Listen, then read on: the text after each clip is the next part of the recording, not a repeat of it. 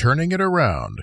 If this is your first time turning around a failing business, you should first go to the library or used college bookstore and pick out some books on microeconomics to learn the basics of business structure and how the free market economy works. There really is value that those MBAs get from their education, for the few who apply it.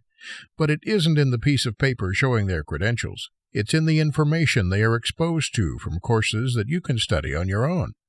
In economics, there's a term called the invisible hand that refers to a process in which the outcome can be determined in advance in an open-ended way without specific agreements or coordination, but simply by the interaction of various elements of the transactions. In the free market, a man named Adam Smith applied this theory by saying that most purchasers want to pay the lowest price possible. Most sellers want to charge the highest price possible. Thus, purchasers direct what goods are sold. This is an extremely short and example-oriented summary of the invisible hand concept, but it demonstrates that you have to sell what's selling, and at least what will sell, and that the consumer or marketplace controls that, not you or the supplier.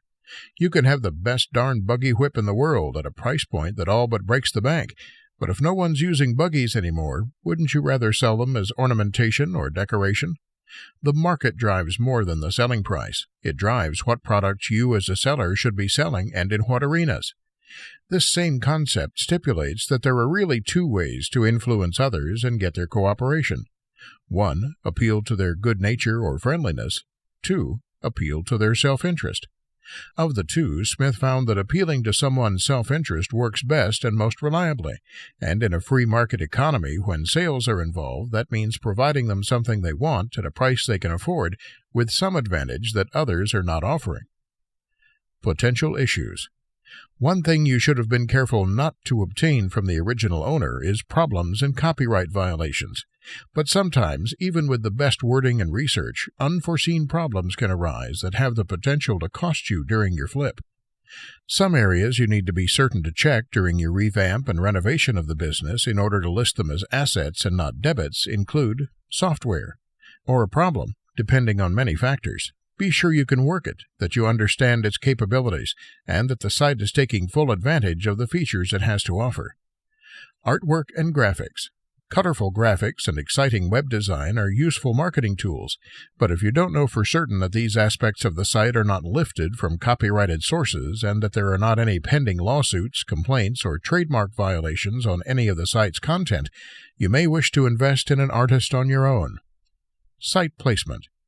Again, efforts to understand the site hosting and transfer of domain information, etc., will have been detailed in the buy and sell agreements, but sometimes there are unforeseen problems with one or more aspects of taking over an existing host account. Considering relocating to known server farms and changing the URL to point there may be a worthwhile consideration. Correct any business model errors. Odds are good that you chose this business because the owner didn't have a clear understanding of what it takes to make a business a success, or didn't have the time to dedicate to the business to make it viable. In either case, the chances are that the best business model possible for the site is not in place, and it may make sense to change the existing model.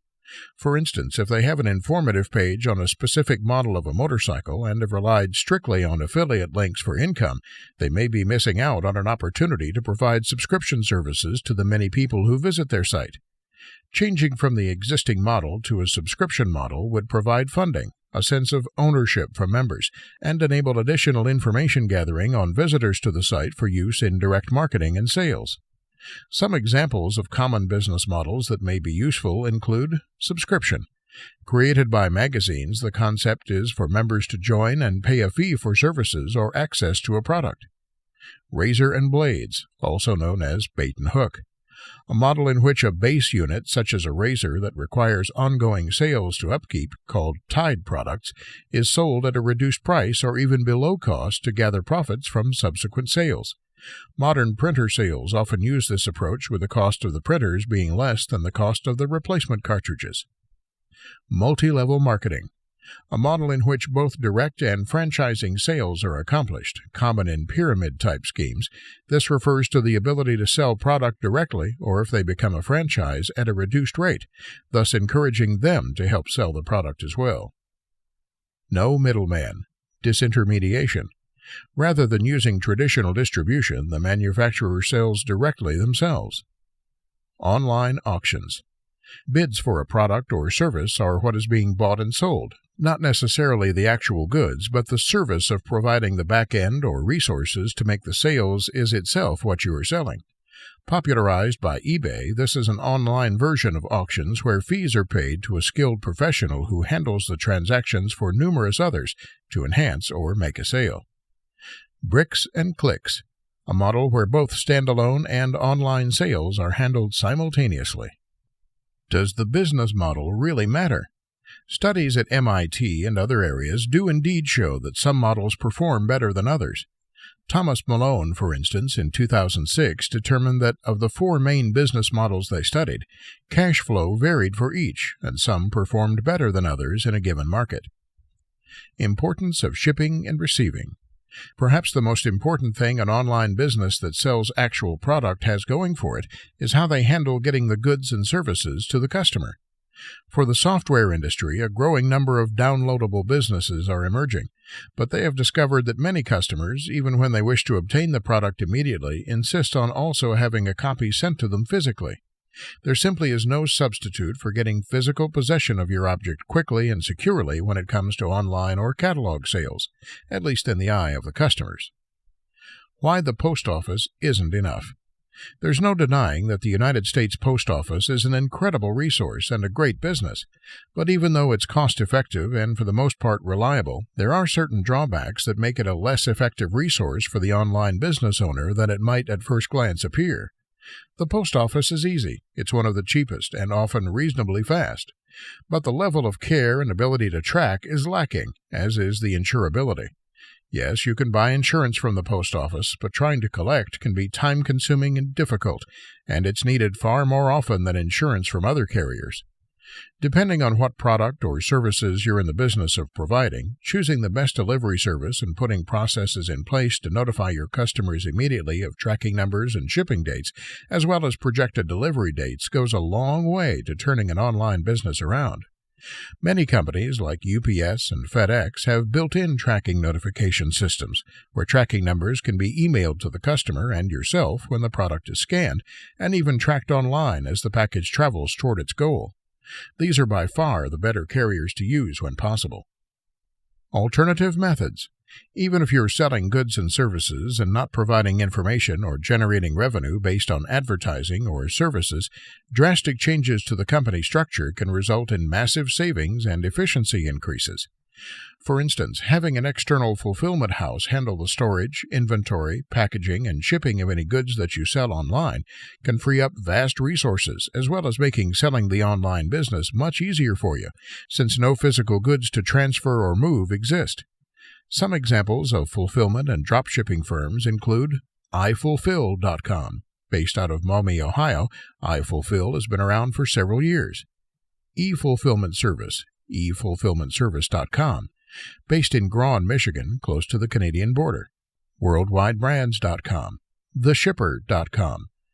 Canada.WholesaleHub.com. Importance of creating a business plan. Since you're building the business with the concept of selling it for a profit, you've got to have a business plan.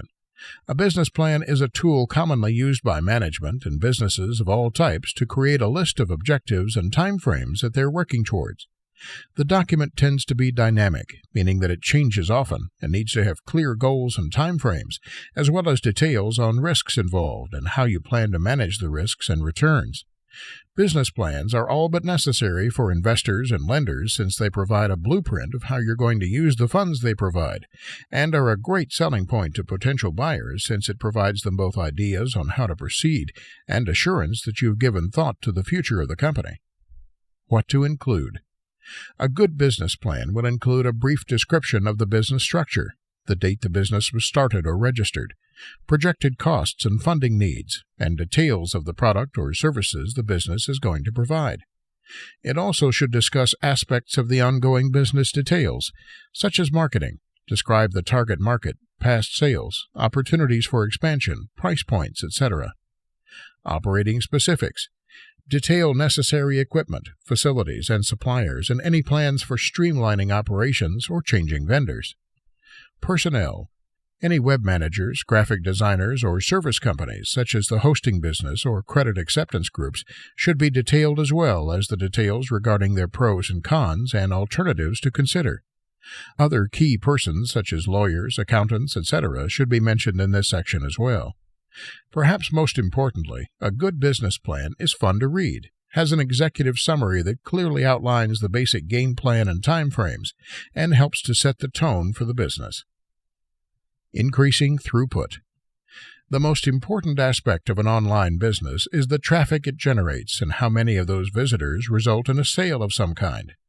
The easiest way to increase the volume of visitors is to make sure your keywords are relevant and included in the website header, and that you're listed in all the top search engines.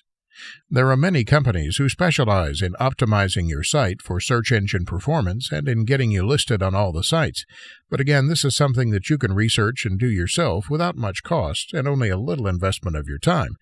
And as with any sweat equity, the payoff is greater the more of the work you can do yourself.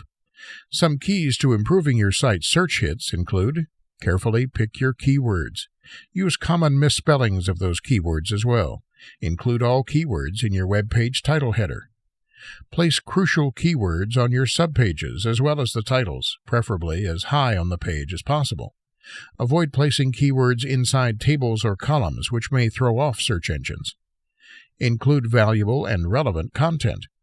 The more useful your site and the more valuable it is to your target audience, the more traffic you'll have and the more potential revenue you'll enjoy.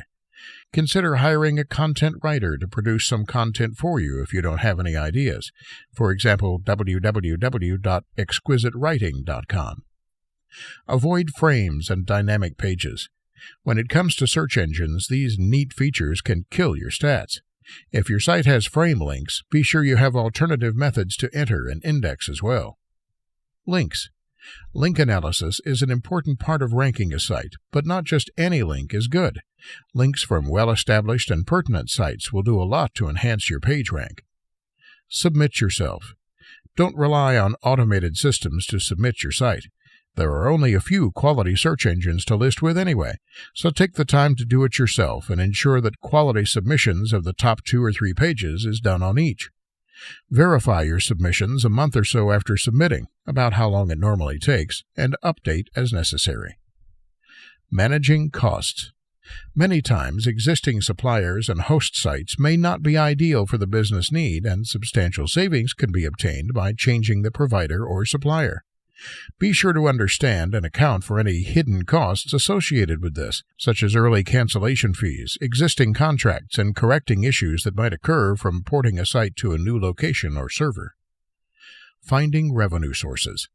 Sometimes hiring low-cost professionals such as web spinners to create or update a website can be a worthwhile investment, and often a return can be found simply by suggested inclusions such as AdWords or banner page inclusion.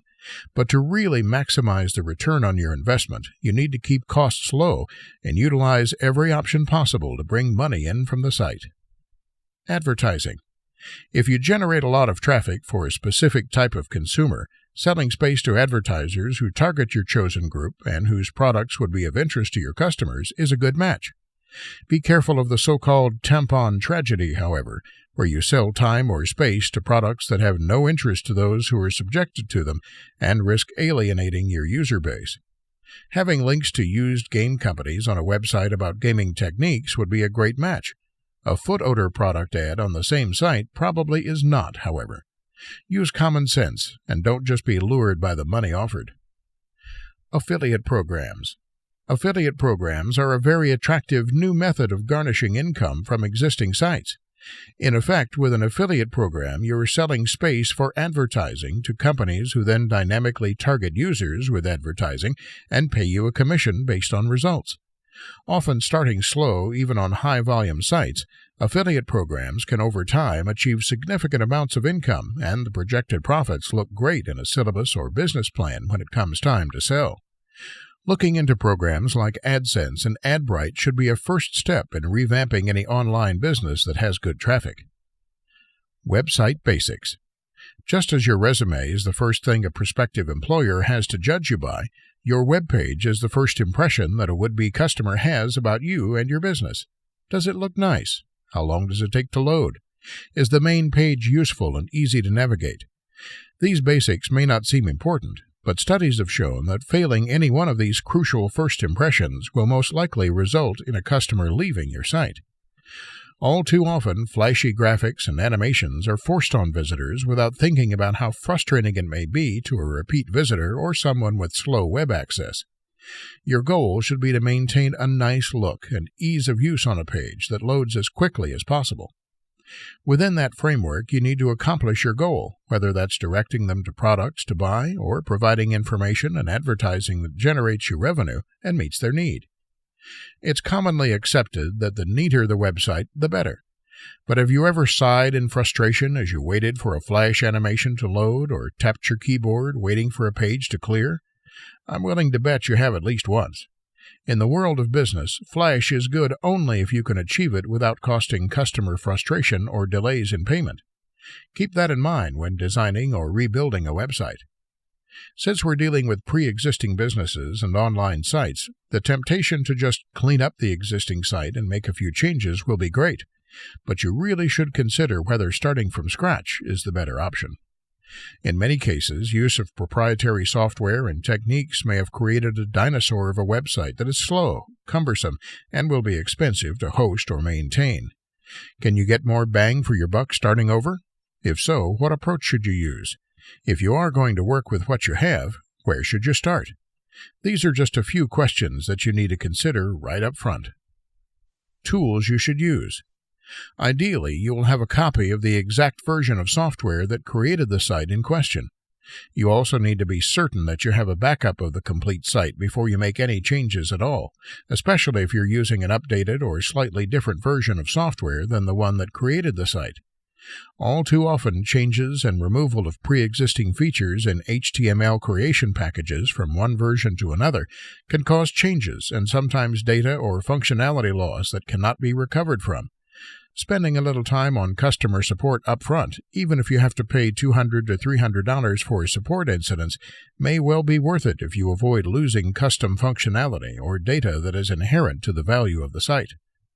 Some form of browser, of course, is a must, as is a basic understanding of the hypertext markup language, HTML, and the latter-day coming, the extensible markup language, XML, even though most website management software handles all this more or less seamlessly for you. In our list of resources, we provided a lot of web-based tools for analyzing your site and its links.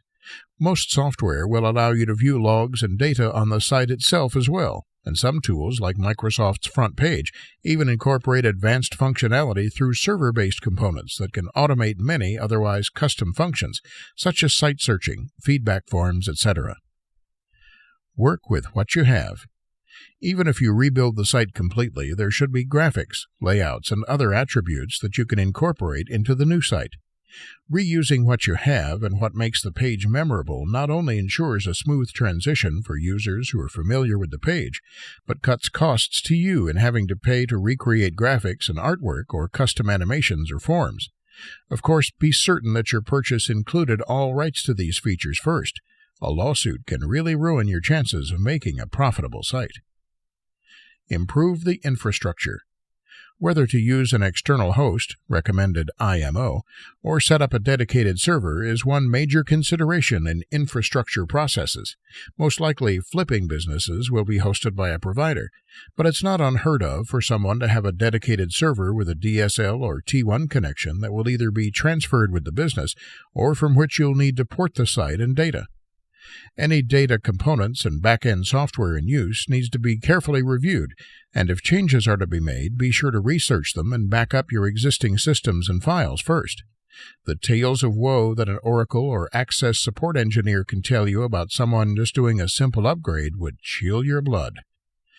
Besides the physical residence of the page infrastructure, components more likely to be within your realm to address include an understanding of the features and speed issues that can be caused by the underlying servers of the host platforms.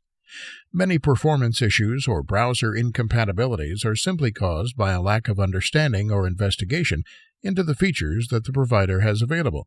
For instance, many Microsoft Front Page extension-enabled sites are available which allow you to use dedicated HTML code generated by Front Page for many advanced features. But first, you have to ask for the extensions to be enabled. You may also have access to a Unix-based server if you have a site optimized for Apache at no charge from the host if you just think to ask. Identifying what you're dealing with and playing up your site's strengths and features to take best advantage of that underlying infrastructure can reap some pretty big gains with little to no capital outlay. With many pages, a good place to start is by paying a visit to validator.w3.org and seeing if the code is correctly generated and conforms to the W3 validator standards. In some cases, such as Front Page, the program used to create the page may need to make changes, such as removing custom comments or adding doc-type definitions before valid errors can be shown. But cleaning up your code base can both speed performance and enhance viability for a greater variety of browsers. Credit acceptance. Getting paid is what business is all about. But surprisingly, many online businesses rely on archaic and outdated systems, or even money orders and checks only, vastly restricting the number of people who are willing to do business with them. In today's economy, if a user can't pick up a phone or at least go online and use a credit card to pay, they're likely to just move along to another site to place their order. And today there really is no excuse not to accept payment in one electronic form or another. Even if you don't want to pay monthly fees to acceptance corporations, online payment systems such as PayPal.com can provide code to embed into your site and cart systems that can handle all the work for you, while supplying a secure checkout environment for a reasonable fee. The types of acceptance accounts available, and a few examples of each, include eCash accounts. Electronic check or cash accounts are fairly new, but are becoming so popular that some people are beginning to think they will become the new banks of the future. Just as with banks, funds are transferred from one account to another and can be withdrawn or transferred upon request to various bank accounts or notes. Vendors include PayPal.com, eCount.com, eCashTechnologies.com, ProPay.com, PayTrust.com, PayByWeb.com, and Western Union's MoneyZip.com. Merchant accounts, including companies such as ToCheckout.com, Authorize.net, Cybersource.com, as well as many local banks such as Bank of America, Washington Mutual, and Wells Fargo. This is a typical acceptance type account where you can call in the numbers or run via a scanner as necessary. Promoting the site. One of the most important things you can do for your flip is to enhance the visibility and search engine prominence of your site. Some keys to accomplishing this include clean, crisp designs and graphics, proper use of keywords at top of pages and in headers, use of header tags for the H1, H2, and H3 variety for keywords to enhance visibility, use of keywords and hyperlinks whenever possible, avoidance of frames and non-standard or invalidated HTML code, submission of your site to the major search engines. Check your site index via tools such as Google Sitemap or Greg Tarrant's tool. Try to align pages around specific keywords or focus areas. Participate in link exchange programs with related interest groups. About link exchanges. The concept of link exchanges is simple. Any links on other sites to your site increases the visibility and likelihood of customers finding your site. However, to help your search engine rating, only links from well-established and related sites are considered. So making some clever and well-thought-out decisions on how to approach other website owners who have a similar focus without direct competition is key to successful exchanges. Automating the process to some degree is a good idea, and software to assist with this is available such as Aurellus, SiteCell, and Zeus. Security. Principal in many customers' minds today is concerns about identity and credit card theft, so anything you can do to help allay these fears and promote security should be done within reason. One no-cost option is to simply include in an FAQ some of the readily available sites for reporting fraud and abuse, explaining that your company actively fights any violation of your customers' rights and information. Some examples of links and sites that will go a long way to enhancing customers' feelings that you're trustworthy include your Attorney General's Office, the Better Business Bureau, the Federal Trade Commission at ftc.gov. Domain names. Part of what you purchased with your company is the existing domain, and therefore any goodwill and living memory such as existing links and review summaries that point to that site. But if your business has a fairly poor name, such as alt-motorcycle-acc.biz, you may want to see if you can buy or obtain a better name and simply point the existing URL to the new domain name, either with a redirect site or by updating the server listings.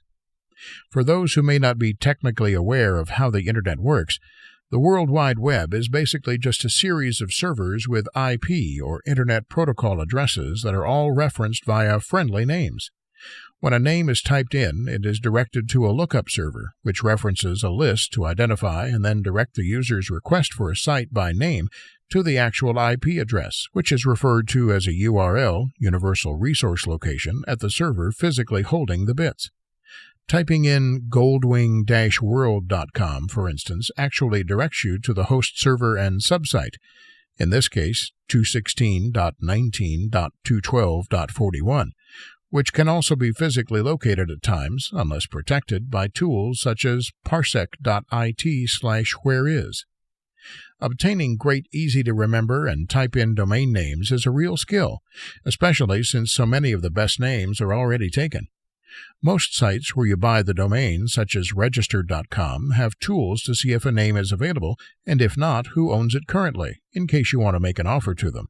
And entire companies exist who simply go out and grab up the best names possible and then try to sell them for a profit. Another thing to bear in mind is to consider buying the domain names for near domains too, like goldwing-world.biz, goldwing-world.us, etc., as well as near misspellings such as goldwingworld.com to ensure that your customers trying to reach you don't go to another site. Hosting. Once you get the best name possible, assuming you need to change it, you may wish to consider moving your hosting service as well. For businesses, due to high volumes and additional server overhead often created by acceptance of payments and querying of databases, most providers charge premium rates on an as-used basis. This is normally okay unless your site gets hit by a DOS storm, denial of services, and you're paying on a per-click basis. If the business is fairly small, say $2,000 to $3,000 a month in sales, you may want to consider companies such as GoWebServer.com that simply charge a flat rate based on the size and throughput of your page, allowing you to administer the site and do pretty much as you see fit. This should provide you an overview of what you need to turn the website itself around and correct any infrastructure problems that may exist. Keep track of all the changes you make and potential, as well as any realized increases that you obtain in throughput, hit ratios, and performance, as these are factors you can use when you go to sell the business. Perfecting the site. We've discussed the basics of HTML and some details of websites in general, but how do you specifically prepare a site for best performance, optimize what will draw in customer and user interaction, and most importantly, how do you judge whether or not the changes you've made to accomplish these goals has been having the desired effect? All of this is done through tools and log files, and proper preparation during your turnover of the web page can automate much of the statistics gathering into the site itself, thus not only helping you tweak your user base and see the results you're getting, but also providing a selling point to potential buyers when they come calling. The look. Obviously, a clean, crisp look and ease of navigation is vital to a successful website, but opinions vary dramatically on what this means. One good idea is to look at competitors in your market, choose the most successful of them, and see what their entry portals and web page layouts look like. Odds are good that the look of the page, as well as the content and ease of use, has something to do with their success. Checking your P's and Q's.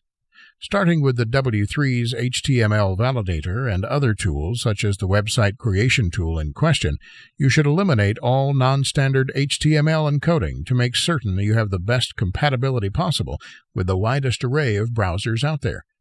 After all, if a customer is trying to buy something on your site and can't finalize the link or sale, he's not going to call you and troubleshoot his browser or your page. He's going to go somewhere else. As well as website performance and user interaction, going through some intense website optimization can help your ranking on search engine optimization as well. Small errors don't normally cause a website to fail or even perform poorly on most browsers, but they may cause occasional errors for some browsers and slow performance and, worst of all, problems with indexing and search engine parsing. Making certain that your code is optimal for these aspects of the Internet can go a long way to improving your site's performance and the company's overall profitability. Specifics. A few specifics on canvassing your HTML code were discussed in the last chapter, but are worth going over in detail to make sure you make the changes that will make the difference. Companies exist that focus entirely on search engine optimization, SEO, and charge hundreds of dollars per site to make suggestions or corrections to your sites, all of which boil down to a few simple steps. The first, which we already mentioned, is to make certain you're using valid HTML code and that you avoid specific use of frames or other high-end coding that may cause problems for some browsers. The purpose of your website is not to show off what can be done, but to sell your product or information. So don't get tied up in a certain look and feel. Just go with what works well, quickly, and routinely, and you'll do fine. Start with your software package. Some programs, like FrontPage, have their own quirks that can cause validation errors.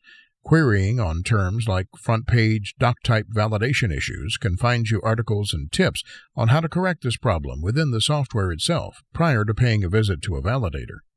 The next stop is the W3C, World Wide Web Consortium's validator page at validator.w3.org, which you can use to parse your site and find any errors. In itself, a validation error doesn't mean that the website will fail. All it may mean is that a spelling error or unique HTML or XML tag is in use that some browsers may not understand.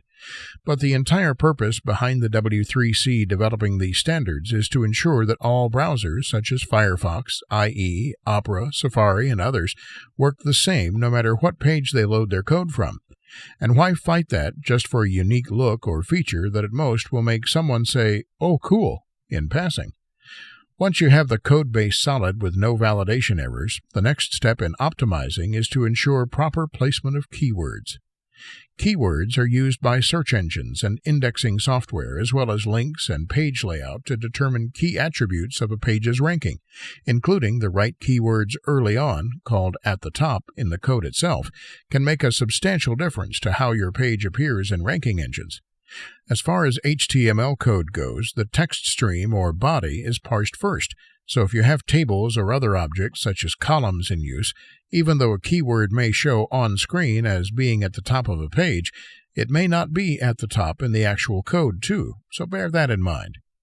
Some other hints about optimization already mentioned in the last chapter, but worth repeating here, include: use header tags of the H1, H2, and H3 variety for keywords. Use keywords in hyperlinks when possible. Avoid frames and non-standard or invalidated HTML code. Resources for validation. Online document, W3C HTML validator. Sample invalid web page. Functional accessibility evaluator. Wave. AIS web accessibility toolbar. How to showcase value. Beyond measurements of site validity and search engine ranking, having a clear focus group and statistics to show the number and quality of visitors is a surefire way to illustrate the value of a site. Beyond that, of course, is actual income and projected income. Since we're in the process of flipping the site for profit, odds are that past performance will be substandard, and the changes we'll be putting into place will be coming online but not yet fully visible. This means showing improvements over historical trends and potential for further growth will be vital to truly showcase the value. The best way to accomplish that is with charts. Documenting your success. In the business world, charting and having a business plan are the only real ways to visually represent what you are doing with your business. Charting can help identify trends, valuations, and costs, and having a basic understanding of a few of the charting techniques and terms is useful to help you identify which to use and take advantage of during your creation of a prospectus, the future of the company.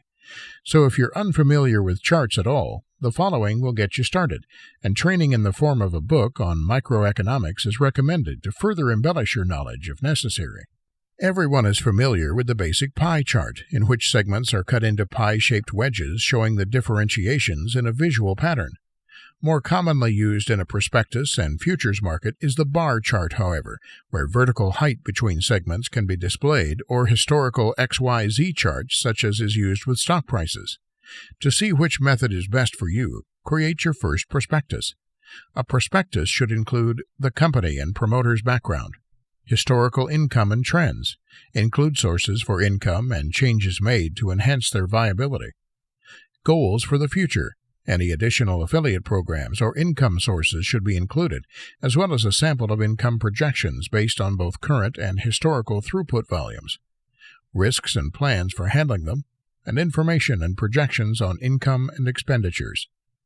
Searching online for business prospectus can find you several examples from companies that are seeking shareholders or that have been made part of the public record and can help you in forming your own.